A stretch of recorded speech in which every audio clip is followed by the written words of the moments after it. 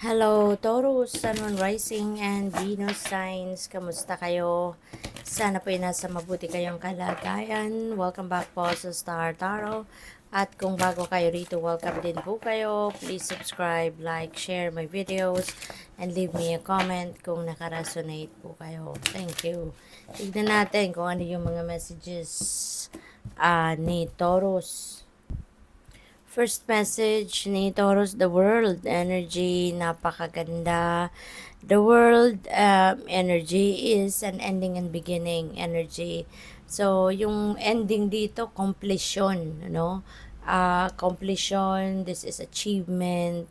So, mayroon kayo ditong mga matatapos na ng mga ginagawa, no? Po pwedeng projects yan, po pwedeng sa trabaho related yan, po pwedeng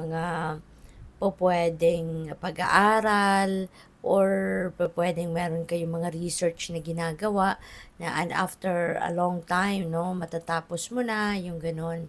So, this is time for success, time for completion, kaya napakaganda kasi sigurado merong magsisimula, no? Meron kayong matatapos ng ginagawa and you are going to start something new. At kung ano man sisimulan ninyo dito, you're going to start na kumbaga level up, no? Magle-level up kayo, mas magiging exciting, um, mas magiging exciting, mas magiging challenging, 'di ba? Yung gagawin ninyo, kumbaga. So, good luck sa iyo. And may reward, no? Maaaring maka-receive kayo rito ng financial reward, lalong-lalo na kung sa trabaho ninyo ito, na ma-accomplish ninyo. So, maaaring magkaroon kayo dito ng extra bonus or pay raise, promotion, yung mga ganon, no? Na pwedeng ibigay sa iyo bilang premyo, no? Sa iyo ng inyong mga ng employer, ng boss ninyo. May travel din dito si Taurus. Baka kino-consider din ninyong mag-travel. That could be related to anything. Pwedeng expansion, pwedeng pag-aaral, relocation. Baka ang iba sa inyo dito, baka gusto ng mag-migrate sa ibang bansa, or baka meron kayong mga trabaho, no? Baka merong mga job opportunity or job offers na ite-take advantage kayo, and maaring abroad yan, ano? So, good luck sa'yo. We also have Four of Pentacles. Ayan, this is the time that maybe you are going to start saving money. Maaring magkakaroon din kayo ngayon ng realization na it's about time na for you to start saving. Maybe there is a realization for you na it's about to start building your security and stability, 'di ba, sa ano ninyo, sa kaperahang aspeto. So, maaring mga ganon ang mga ganap dito for some of you. Financial discipline as well, you know, baka yun din ang ano ninyo, baka yun din yung magiging focus, no? Or isa sa mga magiging focus ninyo at this time. So, what else? We have Queen of Swords.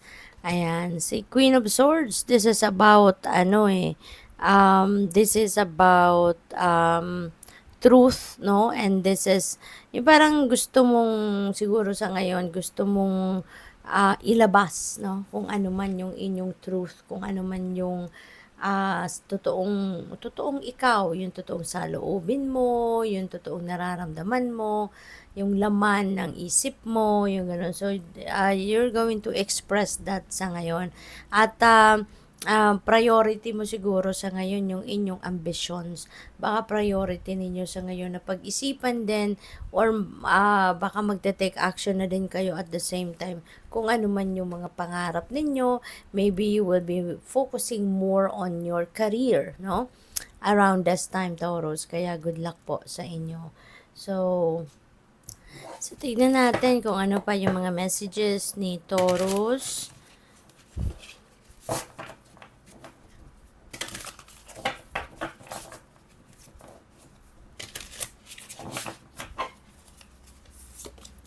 So we have Creator Alchemy. Definitely you are going to do something new, no?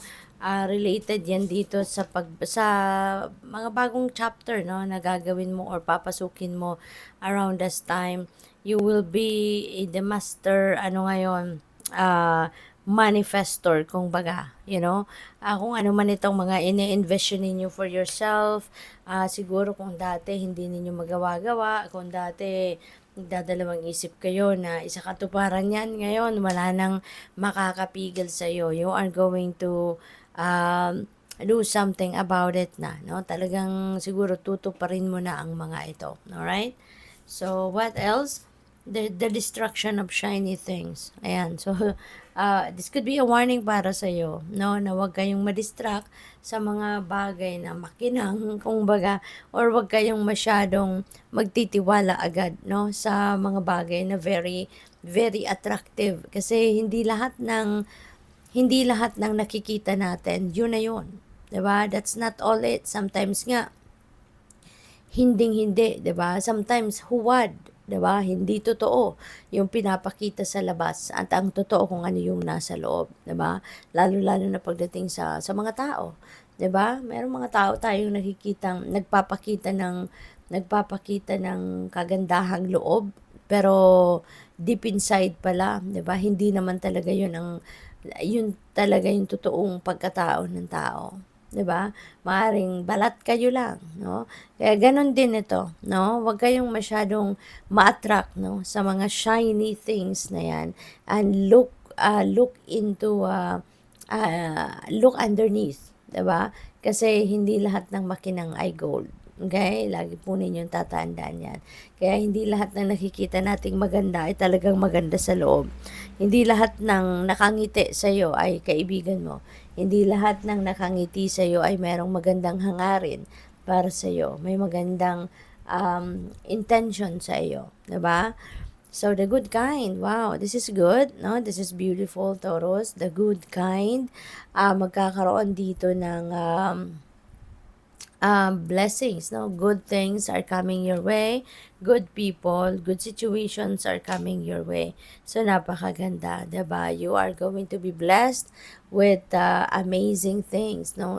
Sa buhay ninyo sa ngayon. Kaya make sure na i-align nyo na yung mga energies ninyo with this beautiful energy para tuluyan ang pumasok ito sa buhay mo. Okay? Thank you for watching. Love and light. Namaste.